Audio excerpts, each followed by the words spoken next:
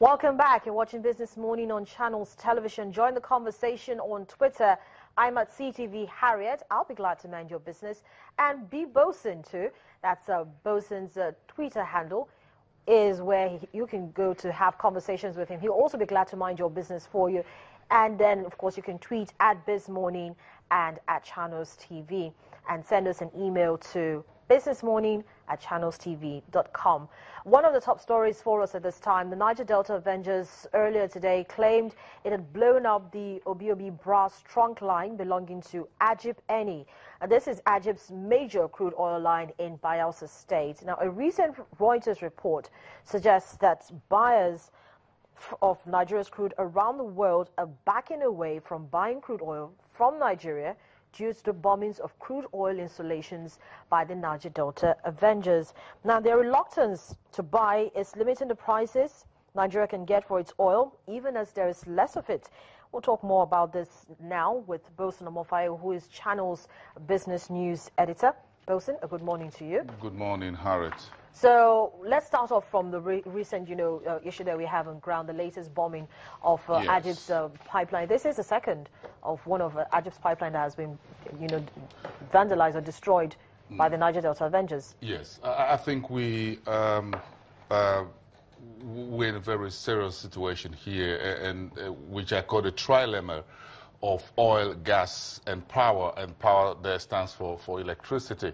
Let me share this with you, and I think I'm going to start the conversation from this 2009 book authored by the legal reporter back then for the Financial Times of London, Michael Peel, and it's titled A Swarm Full of Dollars. I'm sure it's a book a number of people would have read over the last 8 years when it was first, thereabout, close to 8 years when it was first published. And I just want to read just a few excerpts there from this book, which is about 8 chapters, about 200 pages, not significantly big for people to read. But look at two things I would like to read from page 158, chapter 8. The title was Things Are Looking Up. But this is what he says in paragraph 3. He says, the problems for Nigeria, and ultimately its oil multinationals, was that living on the patronage of crude meant dying by it too.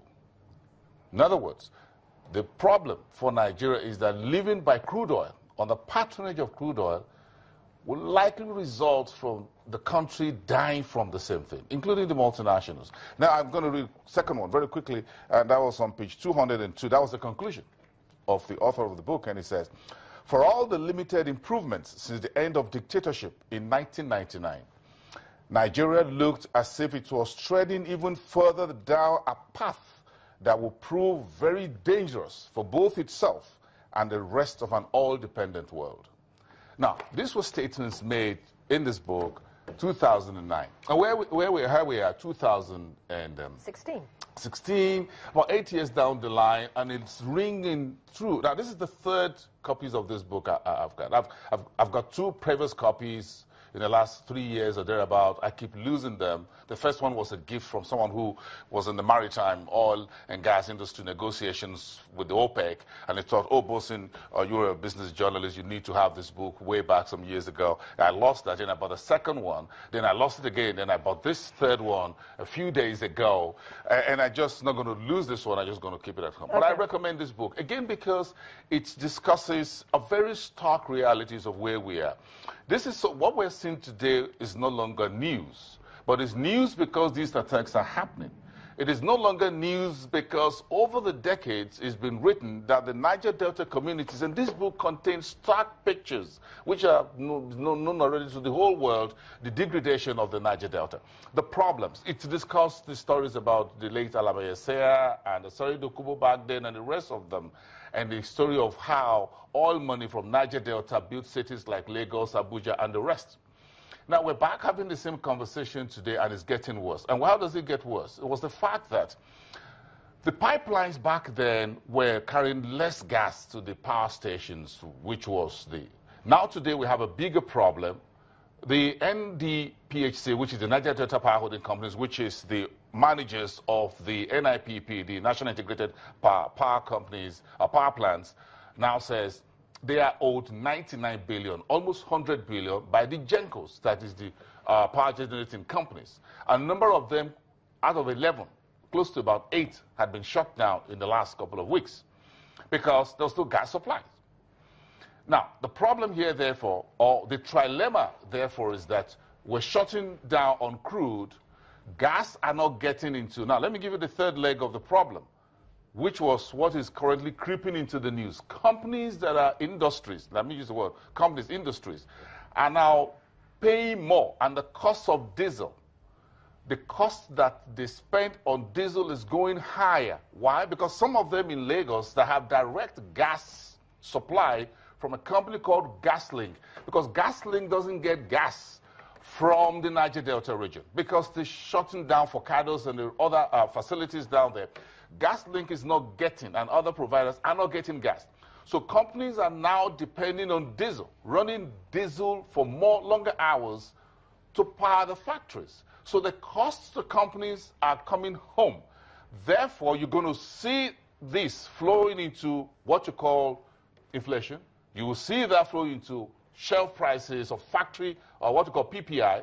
You're going to see this in the GDP moving forward. You're going to see this in the sales managers index. You're going to see it in the PMI reading. All this will come together. So it's a trilemma. Government is not getting enough revenue. Folks are suffering down there. Now, uptown or up country, you're looking at the problem with electricity.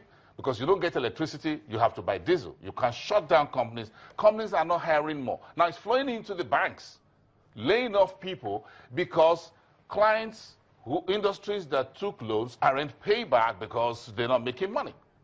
So we're in a quagmire right now, and that is what this swamp is so full of dollars is all about. Now, we are in a swamp, as it were, right now. And look at it. The government says, look, we're going to the dialogue table.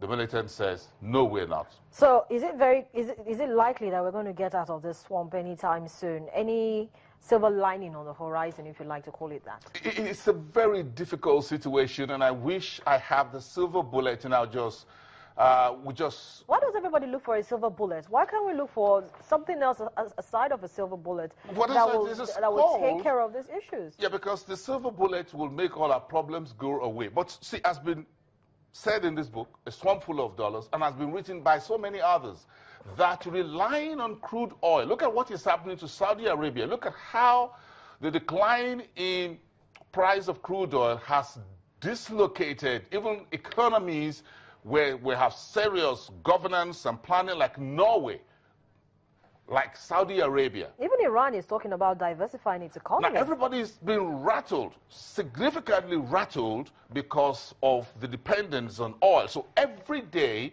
the Saudis have suddenly got on the drawing board to put in place an emergency national economic transformation plan. And that was quickly done to diversify from oil. We are talking about diversifying from oil, but the question is, do we have an economic transformation plan to do that, which is holistic, rather than trying to use, and I'll go back with every sense of respect to others, to use a one-year budget to do that. A year budget would not fix the problem. So 2016 budget, in my personal opinion, will not do the job for us. The Saudis are looking at 2020-2025 plan. The Chinese rolled out a few weeks ago a 5-year national economic transformation plan. That's the Chinese that had grown 10% over a period and now doing close to 7-8%. We're going to do far lower than that. So we need not just one national economic transformation plan.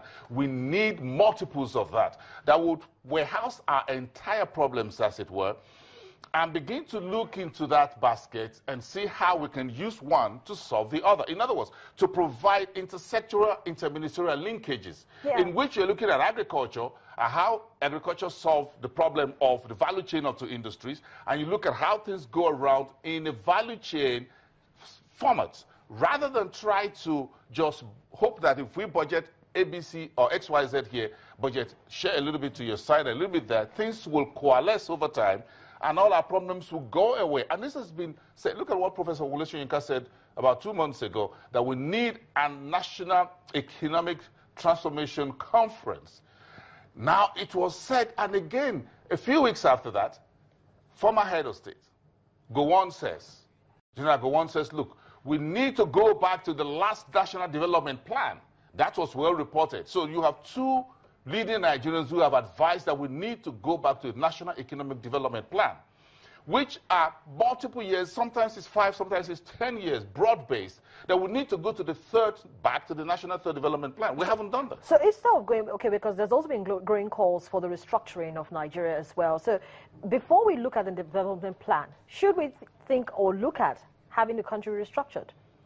Well, that's a bit of a political question, and I wish I could answer that. I don't do politics. I do political economy. Politics isn't business, Wilson. No, if you're going to restructure, we've discussed this structuring over time. And if we go back to what is restructuring all about, turn this around, make sure you have equity and justice, then you turn things around and do what you have. But again, even as without restructuring, at the state and local government levels, state governments, local governments have collected derivation funds. Ask, where are those billions of dollars over the years?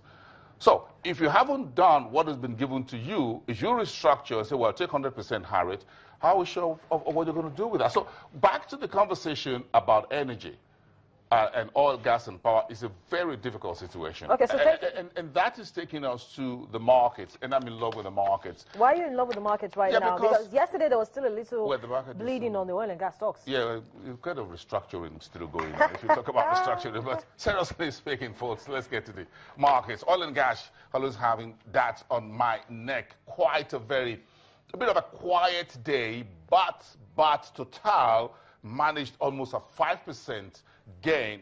That helped the sector to gain about 0.25% on the third trading day, trimming year-to-date index return for that sector to 9.75%. If you look at them, they have a lot of gray colors. Total was the only green shoots we had. Mobil, MRS, Seplat, Corn Oil, Fort Oil sat unchanged when the market closed at 2:30 local time. But look at Oando, shared 1.38%, 6.601 million shares. Investors are trying to digest the latest debt restructuring that Oando PLC did, and where is the way forward for this oil company? Well, if you want one leg in the upstream, another leg in the downstream sector of the oil sector. But Oando says it will, the company will release its 2015 financials at the end of June. We'll wait for that. We'll get more clarity when those numbers hit the wires. In terms of summary, you find the price to earnings, dividend yield, I will talk about that. And of course, it's no longer news what the militants are doing to the oil facilities. And I think we've, okay, finally, Harriet, a company called Abeokuta IPP, Independent Power Plant, IPP Limited, says they want a license from the NERC to build 150 megawatts on-grid power facility somewhere on the way to Abeokuta. That's something new there. Let's hope that solve some of the problems. 150 megawatts was quite a big one. Okay, so we'll take a quick break now on the program, Wilson, and we'll come back and continue to focus on another segment of the economy, talking about banks. A lot of conversations have started, and I'd really like to get your take on where it's coming. My pleasure. Not restructuring. Not restructuring, or based on the restructuring of some sort. But Business Morning continues in just a moment. Bosun is still here with me when we return in just a moment. Stay with us.